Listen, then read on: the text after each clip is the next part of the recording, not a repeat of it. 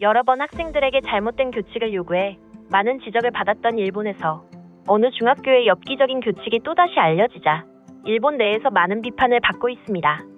지난해 일본의 한 초등학교가 체육복 안에 속옷을 입지 말라고 해 논란이 된 가운데 최근 후쿠오카현의 한 공립중학교가 눈썹을 정리하고 있었다는 이유로 여학생에게 3일간 별실 등교하는 징계를 내린 것이 알려져 또다시 문제가 되고 있는 것인데요. 이 여학생은 포니테일을 하고 등교한 날 묶은 머리가 뒷사람 눈에 들어갈 위험이 있다라며 주의를 받은 것으로 조사됐습니다. 아사히 신문 글로브는 23일 오랜 세월 자국 내 불합리한 교칙이 바뀌지 않는지에 대해 조명했습니다. 아사히 신문 글로브의 한 칼럼니스트는 초등학생에게 체육복 안 속옷을 입지 못하게 한 학교의 사례를 들며 성인 여성에게는 적용하지 않는 규칙을 여아에게 적용하는 데에는 아이라면 브래지어 등이 필요하지 않을 것이라는 잘못된 인식이 바탕됐기 때문이라며 개개인의 발육 상태를 고려하지 않은 이러한 규칙은 잘못됐다고 지적했습니다. 속옷 금지 규칙으로 문제가 된 학교는 운동 시 땀으로 젖은 속옷을 입고 있으면 감기에 걸린다라고 주장한 것으로 알려졌습니다. 그는 성인 여성에 대해 설령 그 여성이 몸을 움직일 필요가 있는 직업을 갖고 땀을 흘리는 것이 상정되더라도 감기에 걸림으로 브래지어를 착용하는 것은 금지라는 규칙이 부과되지는 않는다고 밝히면서 만약 그런 규칙이 있다면 성희롱이라는 말을 듣게 될 것이라고 지적했습니다. 눈썹에 관한 규칙에 대해서도 눈썹을 다듬는 것은 중학생답지 않다는 생각에 따라 규칙을 만든 것이라고 보이지만 상대방에게 다음을 요구함으로써 행복해하는 사람은 없을 것이라고 전했습니다. 한편 그는 규칙이 없는 독일의 학교의 사례를 들었습니다. 독일에서는 외국 국적의 자녀에게도 취학의 의무가 있는 등 취학에 관한 규정이 엄격해 질병을 제외하고 학교에 등교하지 않는다는 선택지는 없다면서 등교하지 않은 아이에 대해서도 학교가 의사의 진단서를 요구하는 등 매우 엄격해지고 있다고 밝혔습니다. 그러면서도 독일의 학교에는 일본의 학교에서 말하는 그러한 규칙은 존재하지 않는다. 기본적으로 머리 모양도 복장도 자유롭다는 것을 언급했습니다. 이어 필자가 10대 시절 당시 무릎에 구멍이 뚫린 청바지가 유행했고 많은 동급생들이 그러한 청바지를 입고 수업을 듣고 있었다면서 액세서리도 자유롭고 동급생의 귓가에는 커다란 귀걸이가 흔들리고 있었다고 말했습니다. 지금 돌이켜봐도 학생이 자유로운 모습을 하고 있었던 것이 공부에 지장을 주고 있었다고는 생각하지 않는다고도 덧붙였습니다.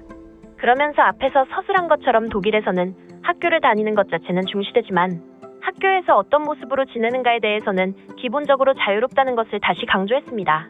그는 교육 관계자도 포함한 독일의 어른 중에 어린이라고 해도 인간은 좋아하는 모습을 할 자유가 있다라고 하는 공통인식이 있기 때문이라고 말했습니다. 반면 일본에서는 일부 교육인들의 자녀는 관리를 해야 하는 법이라는 인식만이 눈에 띈다고 지적했습니다. 이어 앞서 언급한 학교의 규칙에는 자녀의 자유를 빼앗는 것 외에도 폐해가 있다고 말했는데요. 선생은 속옷의 색상을 규정하는 규칙으로 인해 그것을 위반한 학생을 지도하게 될 것이다. 이러한 지도가 계속해서 이뤄짐에 따라 자신감이 떨어지는 것은 물론 사람으로서 가장 기본적인 의류인 속옷에 대해 통제를 받는 것을 학생이 자연스럽게 생각하게 되는 것이 가장 큰 문제라고 말했습니다. 마지막으로 그는 올해 세계경제포럼의 남녀격차 보고서에서 일본은 146개국 중 116위인 것을 언급한 뒤 일본에서 여성의 지위가 낮음은 분명하다. 그러한 상황을 바꾸기 위해 학생들이 미래의 사회로 나갔을 때 적극적으로 여러 가지 일에 임할 수 있도록 자신감을 심어주는 것이 중요하며 부적절한 규칙으로 학생을 과도하게 규제하는 일본의 교육 문화는 근본적으로 잘못됐다고 강조했습니다. 사실 일본 일부 초등학교 학생들의 속옷 규정 논란은 어제의 일이 아닙니다.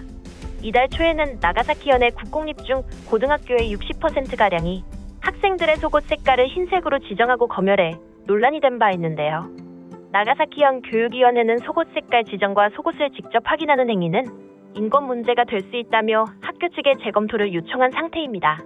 한편 일본 네티즌들은 이 소식과 관련해 다양한 반응을 보였습니다.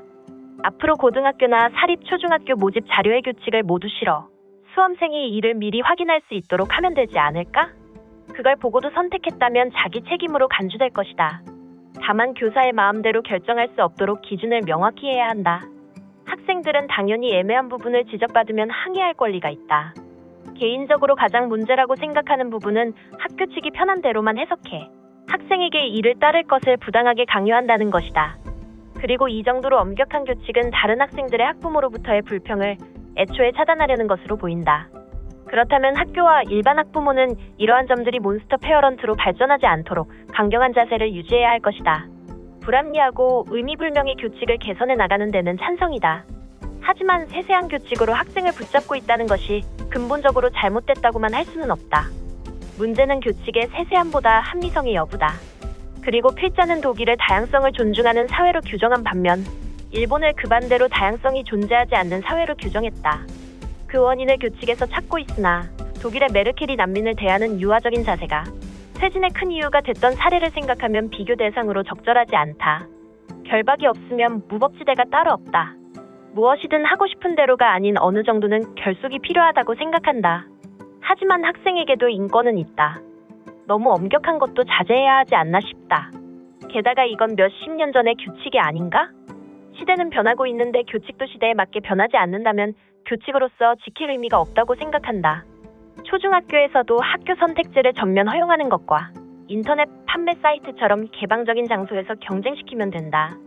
이에 따라 하위 랭크의 비인기 학교는 때려 눕히면 되고 교직원도 전부 해고하는 것이다. 학교의 매력을 높이는 노력을 하지 않았으니 당연한 대가다. 매력이 없는 지자체에서 주민이 도망가거나 매력 없는 기업으로부터 고객이 도망가는 것과 같지. 그것보다 용케도 레이와 시대까지 저런 학교가 남아있다는 것에 감탄했다. 말도 안 되는 기사다. 설마 레이와 시대의 이런 쇼와 같은 불합리한 규칙이 아직도 통용되고 있다니 말이다. 그럼에도 학교에서는 젠더리스와 다양성을 가르치고 있겠지? 학교 측도 뭔가 이상하다고 생각하지 않는가? 선진국으로서 부끄러운 일이다. 동감이다.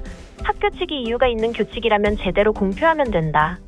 사회에 나온 젊은이들에게 자주성이 느껴지지 않았다. 지시화되기만 하라는 말을 듣고 자랐다는 말에 누가 그랬나 라고 분노했다. 유니폼을 정한 직장도 내복까지 금지하지는 않는다. 그것은 곧 어른 개개인이 자신의 신체에 맞는 옷을 입을 수 있게 배려한 것이다. 오히려 아이들에게 이를 강요하며 통제하는 것은 잘못됐다고 생각한다. 과거보다 지나친 관리에 따른 교육은 쇠퇴하긴 했으나 교원에 의한 불합리한 폭력과 지금처럼 의미불명의 생활지도는 지금도 계속되고 있다. 단지 교원이 권력을 행사하는 것 자체를 목적으로 하는 것 마냥 말이다. 때문에 학생에게 부과하는 규칙이라면 뭐든지 좋고 그것이 불합리한 내용일수록 교원들은 환영하고 지도에 적극적으로 열을 올린다. 일반 상식에 의거해 규칙을 만들면 큰 변화를 관찰할 수 없다. 반면 이상한 규칙을 만들수록 쉽고 큰 효과를 관찰할 수 있기 때문에 이러한 불합리한 규칙이 양산되고 강요되는 것이다. 지금까지 그래왔으니 바꾸는 게 불안하겠지. 실패하면 교육 현장의 책임이 돼버리고. 그래서 지금 교육이 실패하면 일본이 끝나는가? 얼마 전까지도 변화에 대해 부진하긴 했지만 어느 정도 성과가 있었고 지도하는 쪽도 변화를 환영했지만 지금 사례는 다르다. 자신감도 없고 그저 시키는 대로 하라는 뜻. 그렇다고 무턱대고 클레임을 넣는 쪽이 시키는 대로 할 것이 아니라 더 큰 의도를 가지고 교육을 바꿔나가지 않는다면 그때엔 정말로 일본의 미래는 없을 것이다. 지금 생각해보면 운동회나 학예회도 선생의 통제를 받는 것에 익숙해지기 위함이 아닌가 싶다.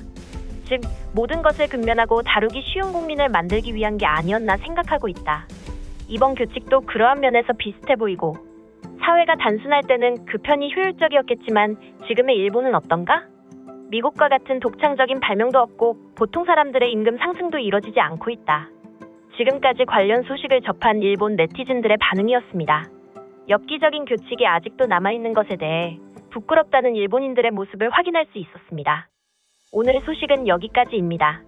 내용이 도움이 되셨다면 구독과 좋아요, 알림 설정 부탁드리겠습니다. 세상의 소식을 전하는 월드리뷰는 계속해서 달려나가겠습니다. 시청해주셔서 감사합니다.